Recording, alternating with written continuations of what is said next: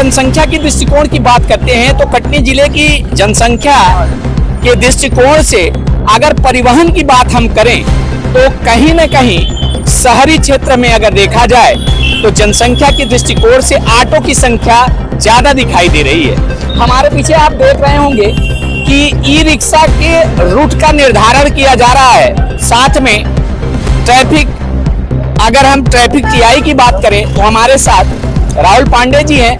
हम उन्हीं से ये बात पूछना चाहते हैं कि क्या ऐसी मजबूरी आ गई कि आज ई रिक्शा का रूट निर्धारण किया जा रहा है।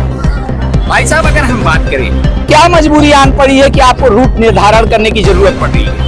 मजबूरी नहीं है। इससे पहले पूर्व में एक मीटिंग हुई थी, आरटीओ सर के उसके अध्यक्षता में एक मीटिंग हुई थी जिसमें कि निर्धारित किया था कि अगर आप लोग 5 तारीख तक का आपको समय दिया जा रहा है, आप लोग स्वयं एक ये सूची दी गई थी जिसमें 6 रूट डिसाइड किए गए थे कि आप अपने अनुसार रूट डिसाइड कर लें। अगर 5 जनवरी तक आप लोग स्वयं एक सूची अगर आरटीओ साहब को दे देते हैं तो उस अनुसार आप लोग को रूट पे चलाने के लिए अनुमति दे दी जाएगी।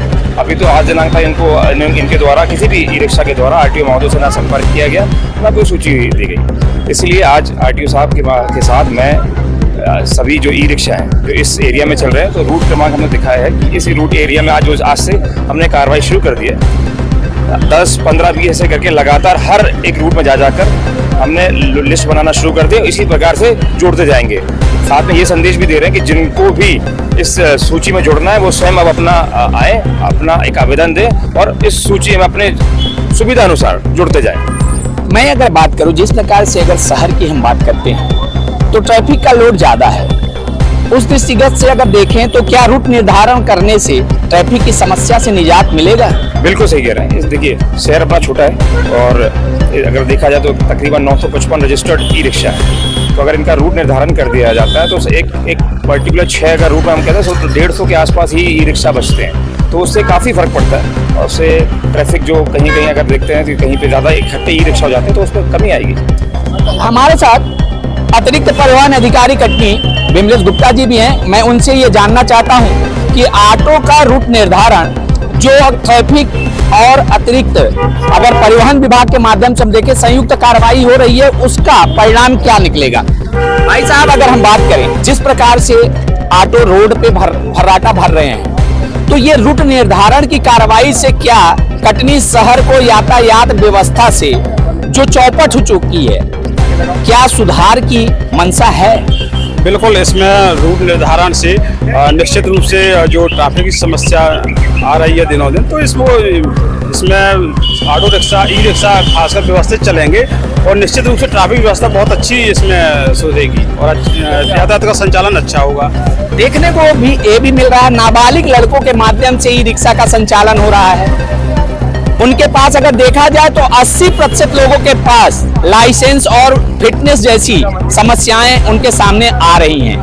तो इसका निराकरण एक परिवहन अधिकारी के माध्यम से, आपके माध्यम से किस प्रकार से इस समस्याओं का समाधान होगा? निश्चित रूप से हम लोग जो रूट निर्धारण, हमने 6 रूट निर्धारण किए हम लोगों ने, तो रूट निर्धारण के जो कर रहे हैं इसके बाद हम प्रत्येक ऑटो रिक्शा को एक रूट नंबर दे रहे हैं और रूट नंबर देने से पहले ई रिक्शा के सभी डॉक्यूमेंट चेक कर रहे हैं, उनके लाइसेंस चेक कर रहे हैं, उनका फिटनेस चेक कर रहे हैं, उनका रजिस्ट्रेशन चेक कर रहे हैं, उनका लाइसेंस चेक कर रहे हैं। तो निश्चित रूप से जब ऑटो डॉक्यूमेंट चेक करके रूट निर्धारण होगा, उनको रूट में ऑटो चलने रूट क्रमांक दिया जा रहा है तो वो लीगल जो ऑटो रिक्शा वही चलेंगे। और इसके अलावा जो यदि नाबालिग जैसे आप कह रहे हैं जैसे जो रजिस्टर्ड गाड़ी नहीं है उस पर हम लोग फिर कार्रवाई करेंगे। तो वो सुव्यवस्थित रूप से जो चलेंगे वो उसमें काफ़ी अच्छा रहेगा, रिस्पांस मिलेगा। बात अगर दूसरी एक मेन मुद्दे की बात जो आ रही है, ये सतत प्रक्रिया चलती रहेगी कि केवल कुछ ही दिनों के लिए? नहीं, सतत रूप से जैसे आज हम लोग रूट क्रमांक 2 जो हमने बनाया हुआ है कटनी रेलवे स्टेशन से चाका और इंदिरा कॉलोनी ये बस स्टैंड होते हुए, अभी हम रूट क्रमांक 2 के आज लगा रहे हैं और फिर अगले दिन हम रूट क्रमांक 1 के लगाएंगे। इसी प्रकार हम रूट क्रमांक 6 के लगाएंगे और आगे चल के हम सभी ऑटो रिक्शाओं को इस प्रकार से व्यवस्थित करेंगे। ये हमारे साथ थे अतिरिक्त परिवहन अधिकारी विमलेश गुप्ता जी। उनका साफ ये कहना है कि जिस प्रकार से शहर में ऑटो का संचालन बढ़ता जा रहा है, चाहे वो ई रिक्शा हो चाहे डीजल ऑटो हो, उनकी समस्याओं को संज्ञान में लेते हुए हमने रूट निर्धारण करने का निश्चय किया। आज के दिन से रूट का निर्धारण सतत प्रक्रिया में क्रियाशील हो गया है। आने वाले समय में कटनी शहर को यातायात की जो समस्याएं हैं कहीं न कहीं उसे निजात मिलेगी। देखते रहिए भोपाल तक। मैं राकेश तिवारी। जय हिंद, जय भारत।